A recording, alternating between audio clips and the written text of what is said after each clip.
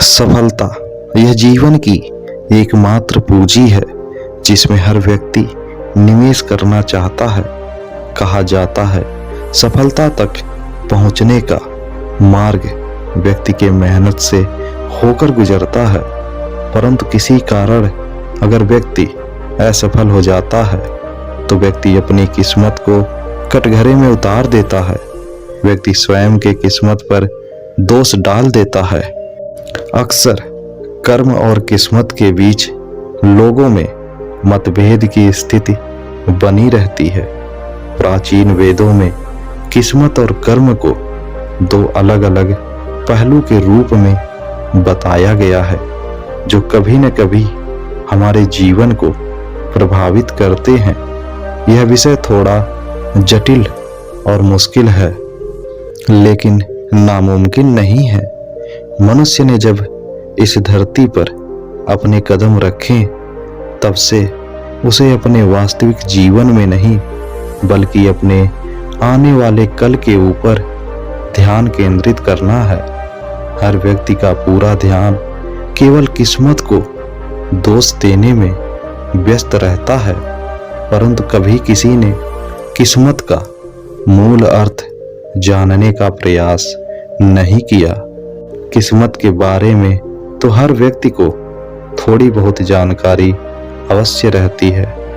कहते हैं जब हम कड़े परिश्रम करने के बाद सफलता प्राप्त करते हैं तो वह हमारे कर्म है, लेकिन जब हम बिना मेहनत के बावजूद सफलता प्राप्त करते हैं तो उसे किस्मत कहते हैं।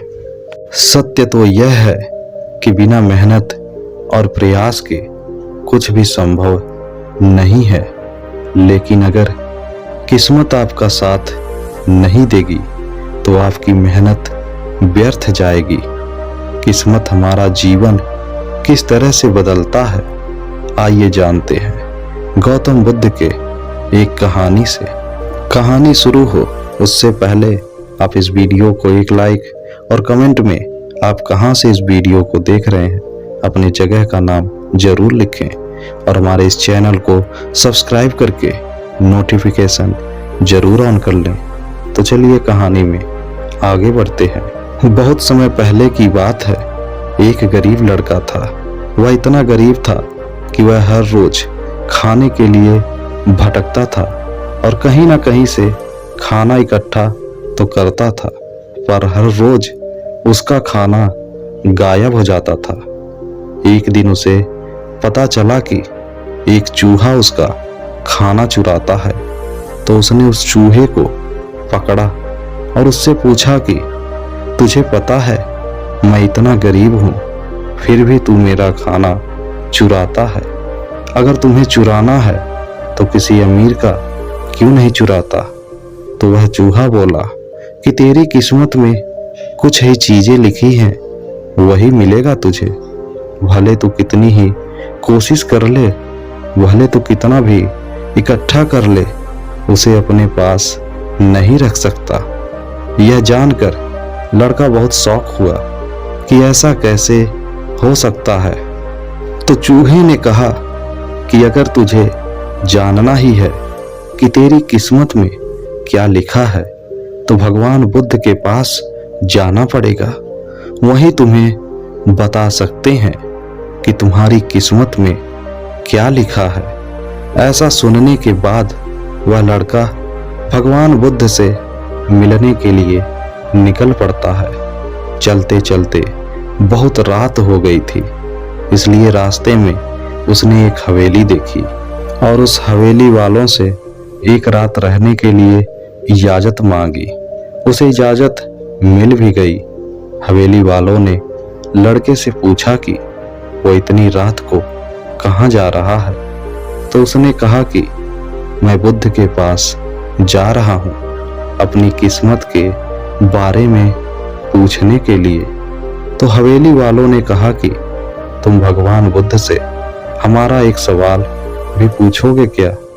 हमारी एक 18 साल की लड़की है जो बोल नहीं सकती है, तो क्या करें जिससे इसकी आवाज वापस आ जाए? उस लड़के ने कहा जरूर पूछूंगा आपका सवाल। और उसने उनको धन्यवाद कहा और सुबह वहां से निकल पड़ा। जब वह थोड़ी और आगे बढ़ा तो आगे रास्ते में बहुत बड़े बड़े बर्फ के पहाड़ थे। वह बड़ी मुश्किल से पहाड़ पर चढ़ा। उसे वहां एक जादूगर मिला। उसने उस लड़के से पूछा कि वह कहाँ जा रहा है। तो उसने कहा कि भगवान बुद्ध के पास जा रहा हूं अपनी किस्मत के बारे में पूछने के लिए। तो जादूगर ने कहा कि क्या तुम भगवान बुद्ध से मेरा यह सवाल पूछोगे कि मैं हजारों सालों से तपस्या कर रहा हूं ताकि मैं स्वर्ग जा सकूं, और मेरे हिसाब से अब तक तो मुझे स्वर्ग में चले जाना चाहिए था। तो स्वर्ग में जाने के लिए मुझे क्या करना होगा? लड़के ने कहा कि ठीक है, मैं आपका सवाल बुद्ध से जरूर पूछूंगा। उस जादूगर के पास एक छड़ी थी। उस छड़ी की मदद से उसने उस लड़के को बर्फ के पहाड़ से उस पार पहुंचा दिया। जब वह आगे बढ़ा तो उसके सामने बहुत बड़ी चुनौती थी। वहां बहुत बड़ी नदी थी जो वह खुद पार नहीं कर सकता था। तभी उसकी मुलाकात एक विशालकाय कछुए से हुई। कछुआ उसे लेकर जाने के लिए तैयार हो गया। फिर कछुए ने भी उससे वही सवाल पूछा, तुम कहाँ जा रहे हो? तो उसने सब बताया। तो कछुए ने भी एक सवाल पूछने के लिए कहा कि मैं 5 सालों से ड्रैगन बनने की कोशिश कर रहा हूं पर अभी तक नहीं बन पाया। तो मैं ऐसा क्या करूं जिससे मैं ड्रैगन बन जाऊं? लड़के ने कहा, मैं आपका सवाल महात्मा बुद्ध से जरूर पूछूंगा। कछुए ने लड़के को अपनी पीठ पर बैठाकर नदी के उस पार पहुंचा दिया। आखिरकार लड़का भगवान बुद्ध के पास पहुंच गया। वहां बहुत सारे लोग थे। बुद्ध ने कहा, एक व्यक्ति के केवल 3 सवालों के जवाब ही दूंगा। लड़का एकदम आश्चर्यचकित हो गया क्योंकि उसके पास 4 सवाल थे जो उसे गौतम बुद्ध से पूछने थे। वह सोचने लगा कि उसे कौन से 3 सवाल पूछने चाहिए। उसने कछुए के बारे में सोचा कि कछुआ 5 सालों से ड्रैगन बनने की कोशिश कर रहा है। जादूगर 1000 साल से स्वर्ग जाने के लिए तपस्या कर रहा है और वह लड़की बिना बोले कैसे अपनी पूरी जिंदगी निकाल सकती है। फिर खुद के बारे में सोचा कि मैं तो सिर्फ गरीब हूं, मैं तो मांग कर भी अपनी जिंदगी का गुजारा कर सकता हूं। पर कछुआ, जादूगर और लड़की की परेशानियां तो मेरी परेशानियों से बहुत बड़ी है। तो लड़के ने उनके 3 सवाल भगवान गौतम बुद्ध से पूछे।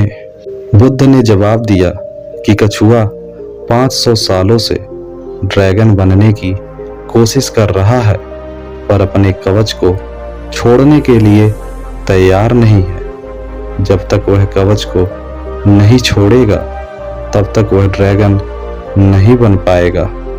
और वहीं जादूगर जब तक अपनी छड़ी नहीं छोड़ेगा तब तक वह स्वर्ग नहीं जा पाएगा। और जब तक उस लड़की को उसका जीवन साथी नहीं मिल जाएगा तब तक वह बोल नहीं पाएगा। यह सब सुनकर लड़का वापस कछुए के पास आया और उसे सब कुछ बताया। तो कछुए ने अपना कवच निकाल दिया। जैसे ही कवच को निकाला उसमें से कीमती मोती निकले। वह मोती कछुए ने लड़के को दे दिए और वह ड्रैगन बन गया। फिर वह आगे बढ़ा और जादूगर के पास आया। उसने जादूगर को सारी बात बताई। तो जादूगर ने अपनी जादू की छड़ी उस लड़के को दे दी और जैसे ही जादूगर ने अपनी छड़ी का त्याग किया वह स्वर्ग में चला गया। उसके बाद लड़का फिर आगे बढ़ा और उस हवेली में पहुंचा। जब वह हवेली में गया जहां उसने रात गुजारी थी, लड़के ने हवेली वालों को बताया कि जब उस लड़की को उसका जीवन साथी मिल जाएगा तब वह लड़की बोलने लगेगी। तभी लड़की सामने आती है और उस लड़के से कहने लगती है कि उस रात हमारी हवेली पर तुम ही आए थे ना। यह देखते ही लड़की के घर वाले बहुत खुश हो जाते हैं और उन लोगों ने मिलकर उस लड़की की शादी उस लड़के के साथ ही करा देते हैं। इस तरह लड़के को पैसा, पावर और एक खूबसूरत जीवन साथी मिल जाती है। दोस्तों, जीवन में कुछ पाने के लिए कुछ खोना पड़ता है, कुछ देना पड़ता है। जब जादूगर ने छड़ी दी तो उसे स्वर्ग मिल गया।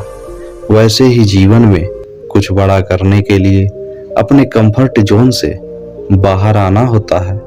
पानी का जहाज सबसे ज्यादा किनारे पर ही होता है, पर जहाज किनारों के लिए नहीं बना है। वह बीच समंदर में लहरों को चीरते हुए आगे बढ़ने के लिए बना है। इसलिए जीवन में कुछ बड़ा करने के लिए रिस्क तो लेना ही पड़ता है।